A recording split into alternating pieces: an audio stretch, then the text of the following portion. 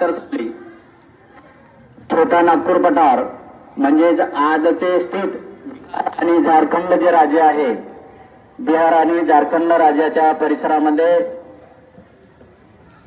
आणि आताचं झारखंड जे राज्य आहे त्या गावामध्ये एका छोट्याशा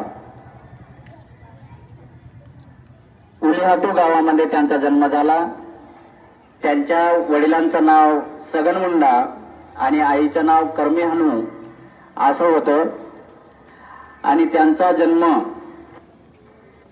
बृहस्पतिवार म्हणजे कोण सांगू शकेल बरं? कोणता वार?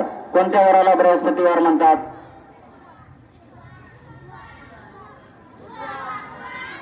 गुरुवार, बुधवार नाही। म्हणून गुरुवारी त्यांचा जन्म झाला आणि गुरुवारला बृहस्पतिवार म्हणतात आणि म्हणून त्यांचं बिरसा असं नाव ठेवण्यात आलं।